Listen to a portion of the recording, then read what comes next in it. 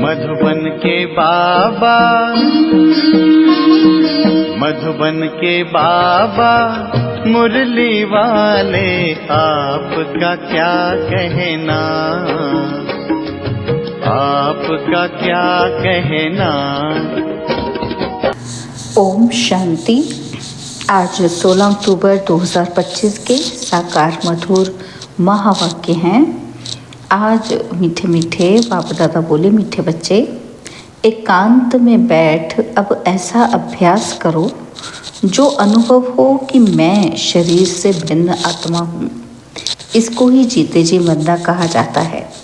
बाबा ने कहा, मीठे बच्चे एकांत में बैठ अब ऐसा अभ्यास करो जो अनुभव हो कि मैं शरीर से भिन्न आत्मा हूँ। इसको ही जीते जी मरना कहा जाता है। बाबा ने आज प्रश्न पूछा कि एकांत का अर्थ क्या है, एकांत में बैठ तुमको कौन सा अनुभव करना है। तो उत्तर में बाबा ने समझाया, एकांत का अर्थ है एक की याद में इस शरीर का अंत हो। अर्थात एकांत में बैठ ऐसा अनुभव करो कि मैं आत्मा इस शरीर को छोड़ बाप के पास जाती हूँ। कोई भी याद न रहे, बैठे बैठे अशरीरी हो जाओ, जैसे कि हम इस शरीर से मर गए, बस हम आत्मा हैं, शिव बाबा के बच्चे हैं। इस प्रैक्टिस से देह भान टूटता जाएगा। ओम शांति। बच्चों को बाप पहले पहले समझाते हैं कि मीठे मीठे बच्चों, जब यहाँ बैठते हो तो अपने को आत्मा समझ बाप को याद करते रहो और कोई तरफ बुद्धि नहीं जानी चाहिए। यह तुम बच्चे जानते हो कि हम आत्मा हैं। पाठ हम आत्मा बजाती हैं इस शरीर द्वारा। आत्मा अविनाशी और शरीर विनाशी है। तो तुम बच्चों को देही अभिमानी बन बाप की याद में रहना है। हम आत्मा हैं, चाहे तो इन ऑर्गन्स से काम लेवें या ना लेवें, अपने को शरीर से अलग समझना चाहिए। बाप कहते हैं, अपने को आत्मा समझो, देह को भूलते जाओ। हम आत्मा इंडिपेंडेंट हैं, हमको सिवाय एक बाप के और कोई को याद नहीं करना है। जीते जी मौत की अवस्था में रहना है। हम आत्मा का योग रहना है अब बाप के साथ। बाकी तो दुनिया से घर से मर गए। कहते हैं ना, आप मुए मर गई दुनिया। अब जीते जी तुमको मरना है। हम आत्मा शिव बाबा के बच्चे हैं। शरीर का भान उड़ाते रहना चाहिए। बाप कहते हैं, अपने को आत्मा समझो और मुझे याद करो। शरीर का भान छोड़ो।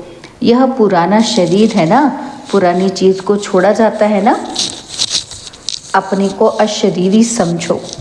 अभी तुमको बाप को याद करते करते बाप के पास जाना है। ऐसे करते करते फिर तुमको आदत पड़ जाएगी। अभी तो तुमको घर जाना है और फिर इस पुरानी दुनिया को याद क्यों करें। एकांत में बैठ ऐसे अपने साथ मेहनत करनी है। भक्ति मार्ग में भी कोठरी में अंदर बैठ माला फेरते हैं, पूजा करते हैं। तुम भी एकांत में बैठ ये कोशिश करो तो आदत पड़ जाएगी। तुमको मुख से तो कुछ बोलना नहीं है, इसमें है बुद्धि की बात। शिव बाबा तो है सिखलाने वाला, उनको तो पुरुषार्थ नहीं करना है। यह बाबा पुरुषार्थ करते हैं, वह फिर तुम बच्चों को भी समझाते हैं। जितना हो सके ऐसे बैठकर विचार करो। अभी हमको जाना है अपने घर। इस शरीर को तो यहाँ छोड़ना है। बाप को याद करने से ही विकर्म विनाश होंगे और आयु भी बढ़ेगी। अंदर यह चिंतन चलना चाहिए, बाहर में कुछ बोलना नहीं है।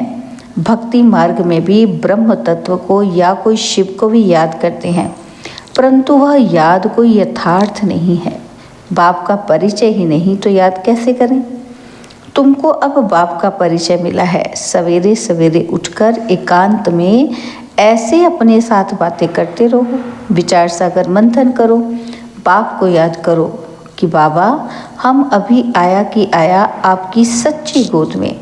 वह है रूहानी गोद। तो ऐसे ऐसे अपने साथ बातें करनी चाहिए। बाबा आया हुआ है। बाबा कल्प कल्प आकर हमको राजयोग सिखलाते हैं। बाप कहते हैं मुझे याद करो और चक्र को याद करो। स्वदर्शन चक्रधारी बनना है। बाप में ही सारा ज्ञान है ना चक्र का, वह फिर तुमको देते हैं। तुमको त्रिकालदर्शी बना रहे हैं। तीनों कालों अर्थात आदि मध्य अंत को तुम जानते हो।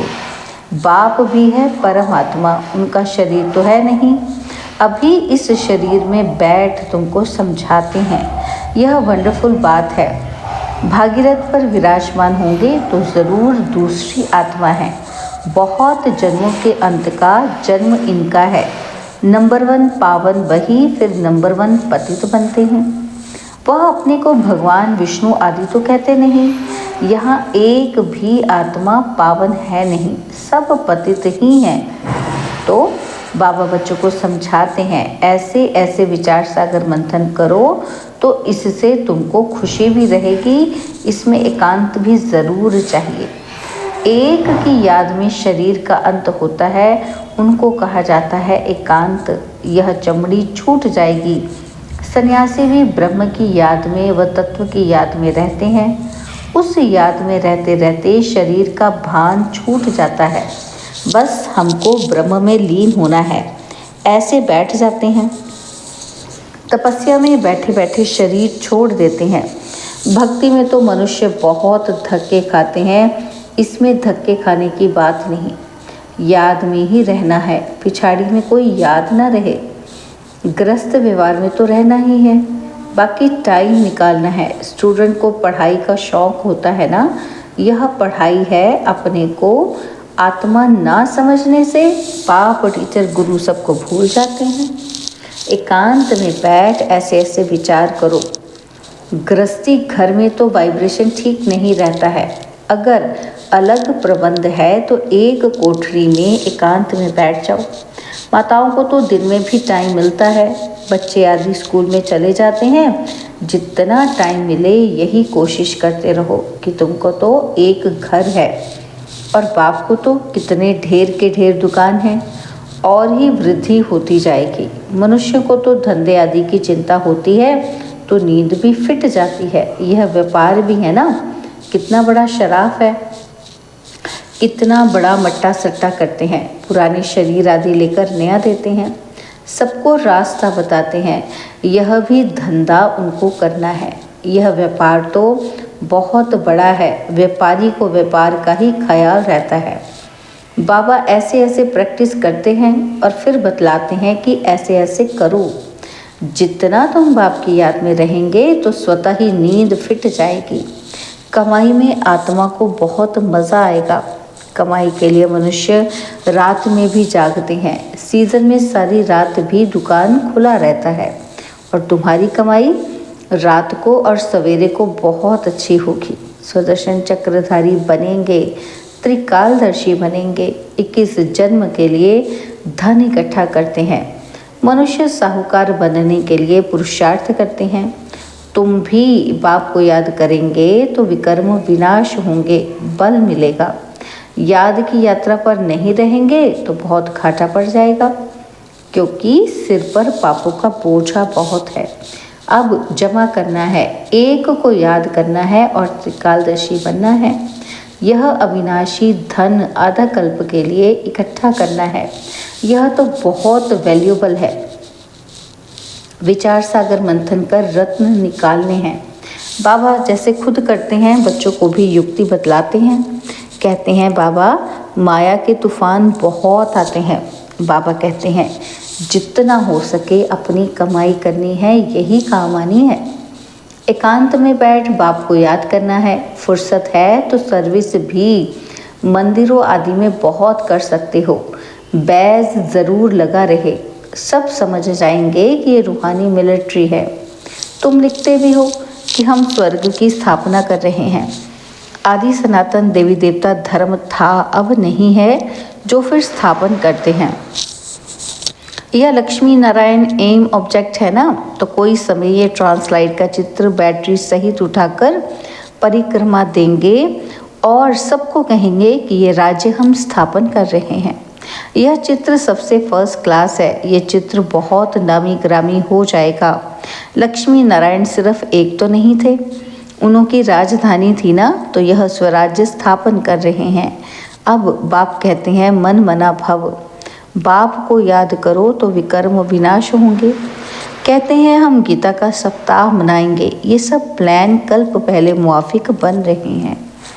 परिक्रमा में यह चित्र लेना पड़े, इनको देखकर सब खुश होंगे। तुम कहेंगे बाप को और वर्षे को याद करो, मन मना भव। यह गीता के अक्षर है ना, भगवान शिव बाबा है। वह कहते हैं मुझे याद करो तो विकर्म विनाश हों। 84 के चक्र को याद करो तो ये बन जाएंगे। लिटरेचर भी तुम सौगात देते रहो, सौगात में देते रहो। शिव बाबा का भंडारा तो सदा भरपूर है, आगे चलकर बहुत सर्विस होगी। एम ऑब्जेक्ट कितनी क्लियर है। एक राज्य एक धर्म था, बहुत साहूकार थे। मनुष्य चाहते हैं एक राज्य एक धर्म हो। मनुष्य जो चाहते हैं सो अब आसार दिखाई पड़ते हैं, फिर समझेंगे ये तो ठीक कहते हैं। 100% पवित्रता सुख शांति का राज्य फिर से स्थापन कर रहे हैं, और फिर तुमको खुशी भी रहेगी। याद में रहने से ही तीर लगेगा। शांति में रह, थोड़े अक्षर ही बोलने हैं, जास्ती आवाज़ नहीं। गीत कविताएं आदि कुछ भी बाबा पसंद नहीं करते। बाहर वाले मनुष्यों से रीस नहीं करनी है, तुम्हारी बात ही और है। अपने को आत्मा समझ बाप को याद करना है बस। स्लोगन भी अच्छे हों जो मनुष्य पढ़कर जागे। बच्चे वृद्धि को पाते रहते हैं, खजाना तो भरपूर रहता है। बच्चों का दिया हुआ फिर बच्चों के काम नहीं आता है। बाप तो पैसे नहीं ले आते हैं, तुम्हारी चीज़ें तुम्हारे काम में आती हैं। भारतवासी जानते हैं कि हम बहुत सुधार कर रहे हैं। 5 वर्ष के अंदर इतना अनाज होगा जो अनाज की कभी तकलीफ नहीं होगी। और तुम जानते हो ऐसी हालत होगी जो अन्न खाने के लिए नहीं मिलेगा। ऐसे नहीं कि अनाज कोई सस्ता होगा। तुम बच्चे जानते हो हम 21 जन्म के लिए अपना राज्य भाग्य पा रहे हैं। यह थोड़ी बहुत तकलीफ तो सहन करनी ही है। कहा जाता है खुशी जैसी खुराक नहीं, अति इंद्रिय सुख गोप गोपियों का गाया हुआ है। ढेर बच्चे हो जाएंगे, जो भी सैपलिंग वाले होंगे वह आते जाएंगे। झाड़ यहाँ ही बढ़ना है ना, स्थापना हो रही है। और धर्मों में ऐसा नहीं होता है, वह तो ऊपर से आते हैं। यह तो जैसे कि झाड़ स्थापन हुआ ही पड़ा है। इसमें फिर नंबरवार आते जाएंगे, वृद्धि को पाते जाएंगे। तकलीफ कुछ नहीं, उन्हों को तो ऊपर से आकर पाठ बजाना ही है। इसमें महिमा की क्या बात है। धर्म स्थापक के पिछाड़ी आते रहते हैं, वह शिक्षा क्या देंगे, सदगति की? कुछ भी नहीं। यहाँ तो बाप भविष्य देवी देवता धर्म की स्थापना कर रहे हैं। संगम युग पर नया सैपलिंग लगाते हैं ना, तो पहले पौधों को गमले में लगाकर फिर नीचे लगा देते हैं। वृद्धि होती जाती है। तुम भी अब पौधा लगा रहे हो, फिर सतयुग में वृद्धि को पाए राज्य भाग्य पाएंगे। तुम नई दुनिया की स्थापना कर रहे हो। मनुष्य समझते हैं अर्जुन कलयुग में बहुत वर्ष पड़े हैं, क्योंकि शास्त्रों में लाखों वर्ष लिख दिए हैं। समझते हैं कलयुग में अभी 40,000 वर्ष पड़े हैं और फिर बाप आकर नई दुनिया बनाएंगे। कई समझते हैं यह वही महाभारत लड़ाई है, गीता का भगवान भी ज़रूर होगा। तुम बतलाते हो श्री कृष्ण तो था नहीं। बाप ने समझाया है श्री कृष्ण तो 84 जन्म लेते हैं, एक फीचर्स ना मिले दूसरे से, तो यहाँ फिर श्री कृष्ण कैसे आएंगे? कोई भी इन बातों पर विचार नहीं करते हैं।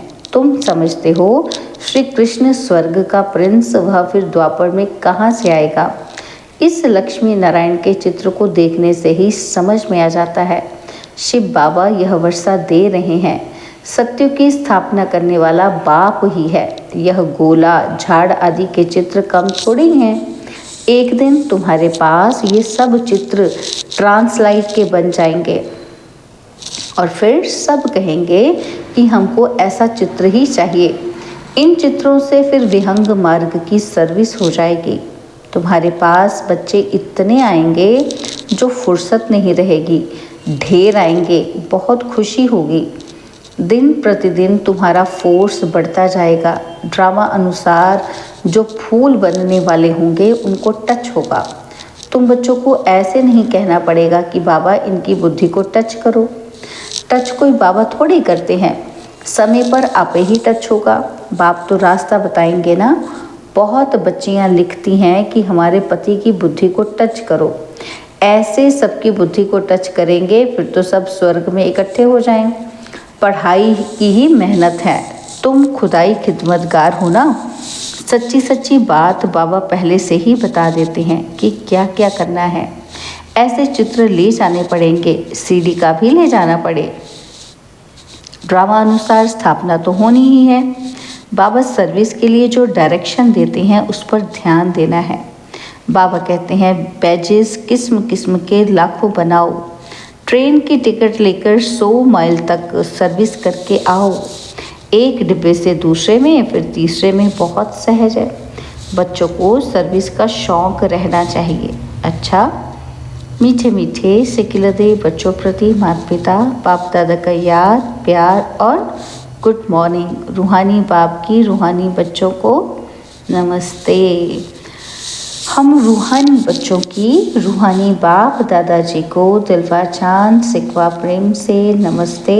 ओम शांति। प्यारे बाबा, मीठे बाबा, मेरे बाबा, शुक्रिया बाबा, शुक्रिया बाबा, शुक्रिया।